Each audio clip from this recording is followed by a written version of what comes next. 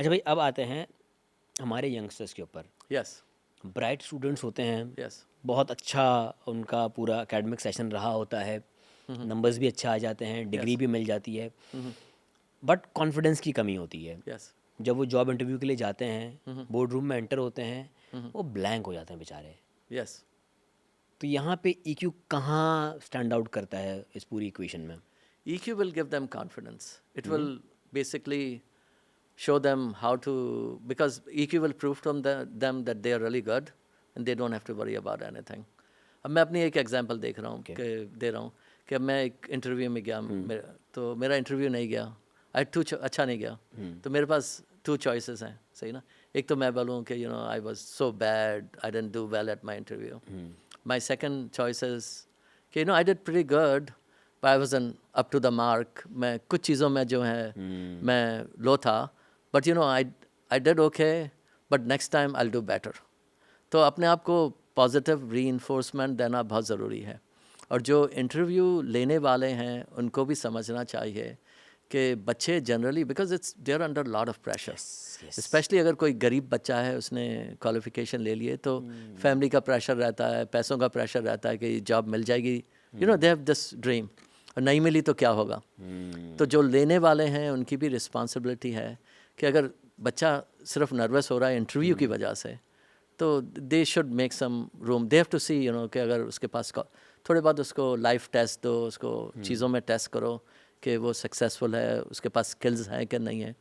इसलिए कि ये चीज़ें तो पर्सन, अनलेस आप उसको एक्टर बनाना चाह रहे हैं जहाँ पर कॉन्फिडेंस की ज़रूरत है, या एंकर बनाना चाह रहे हैं, बट कॉन्फिडेंस तो देखें आसिफ भाई, हर हर प्रोफेशन में कॉन्फिडेंस एक अलग तरह से मैटर तो करता है। मैटर करता है। कि अगर किसी प्रिंटिंग प्रेस में भी है ना, तो उसको यस ये कॉन्फिडेंस होना चाहिए कि जो मैं इसके ऊपर स्लाइड लगा रहा हूँ ये सही प्रिंट होगी कि नहीं होगी। यस अगर वो कॉन्फिडेंट नहीं, वो आड़ी ही लगाएगा, टेढ़ी लगा देगा, प्रिंट नहीं होगा सही। नहीं, अगर कोई हाईली स्किल्ड है और सिर्फ इंटरव्यू के दिन उसके परफॉर्मेंस सही हर नहीं किसी है। की कम्युनिकेशन स्किल उस तरह से होती भी नहीं है ना। वो यस यस कुछ लोग काम में अच्छे होते हैं, कुछ लोग बातों में अच्छे होते हैं। यस यस तो फिर इंटरव्यू लेने वाले के ऊपर भी है ना कि वो they have to make some provisions to assess that person in that way also. अच्छा आसिफ भाई, what is lack of confidence?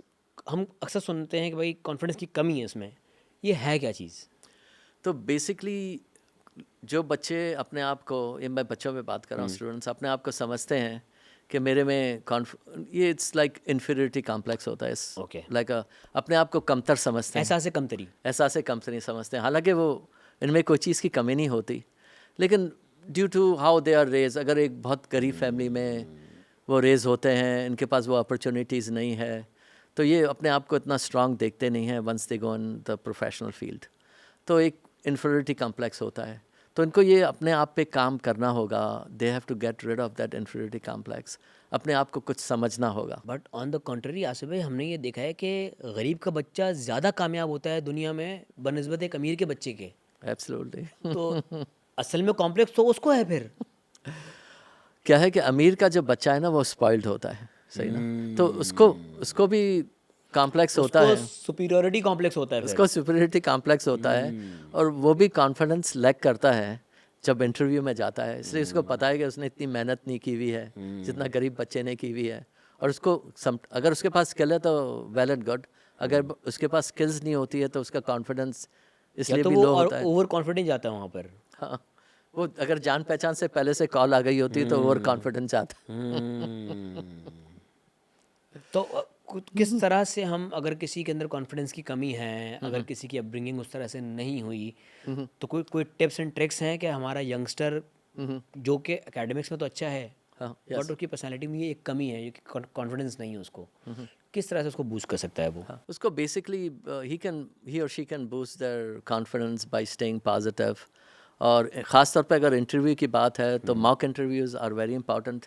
अब तो ये एआई वगैरह में भी होते होंगे मेरे ख्याल से, वो कंप्यूटर आपको इंटरव्यू करता होगा, but with your friends who are in profession, mock interviews करें, प्रैक्टिस करें। I have help lot of people with mock interviews कि किस तरह के क्वेश्चंस आते हैं, तो आई आस्क दोज क्वेश्चंस और सामने वाला रिस्पॉन्ड करता है। तो डू दोज थिंग्स, प्रैक्टिस करें। अगर आपको कोई मिल नहीं रहा है, मिरर्स के सामने प्रैक्टिस करें। मिरर वाली बात मैं कह रहा हूँ क्योंकि अक्सर लोगों में ना एक कहीं ना कहीं एक झिझक शर्म होती है। यस। तो अगर उनसे कहें ना कि आप यार मिरर के सामने प्रैक्टिस करो, तो अपने आप से बेचारे यार मिरर के सामने मैं कैसे करूंगा, अपने आप से शर्मा रहे होते हैं बेचारे। Yes yes. उनकी पर्सनालिटी में वो एक फैक्टर होता है शाइनेस वाला। यस। अब शाइनेस कैसे काउंटर करे बंदा अगर है किसी में? हाँ, नहीं, शाइनेस ये अगर है तो आपको प्रैक्टिस करना होगा मिरर के सामने। या दूसरी, लिंकन जो था, he used to go in the woods, जंगलों में। Lincoln was a very powerful speaker. जैसे आजकल ममदानी का आपने नाम सुना होगा। He is, I am indirectly connected to him. Oh nice. तो और फिर Obama was a very powerful speaker. Bhutto साहब एक ज़माने में बहुत ज़बरदस्त पावरफुल स्पीकर थे। और इस तरह लेकिन हिटलर की स्पीचेस आप सुने? हाँ, तो ये प्रैक्टिस से होती है ये चीज़ें। एकदम से कुछ लोगों की तो इनेट होती हैं, लेकिन if you practice you will become a powerful speaker.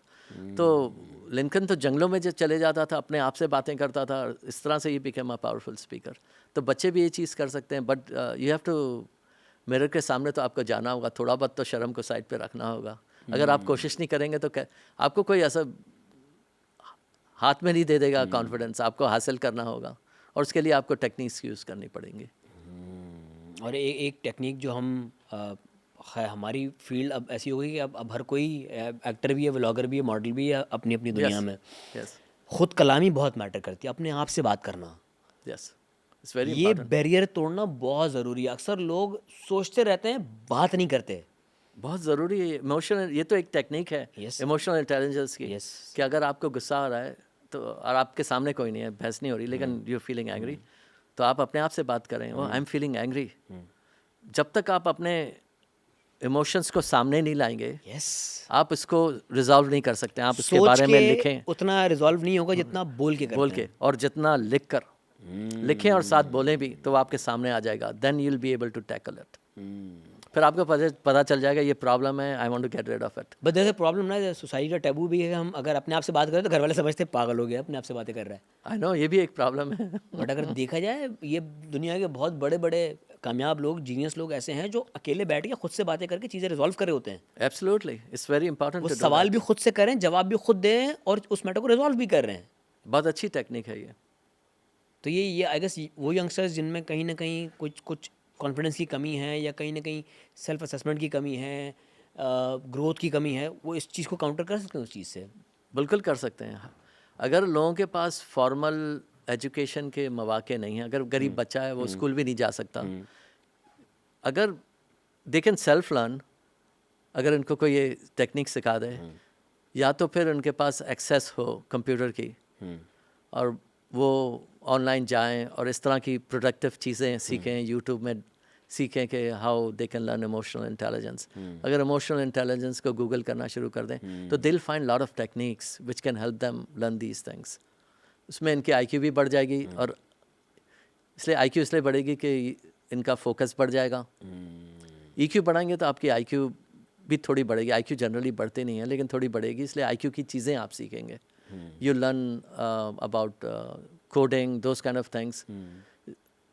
आपका फोकस बढ़ जाएगा, आपका रिटेंशन रेट बढ़ जाएगा, इससे कि आप फ्यूचर और पास्ट में ज़्यादा नहीं होंगे, आप प्रेजेंट में होंगे, तो आपकी लर्निंग जो है बहुत ज़्यादा बढ़ जाएगी।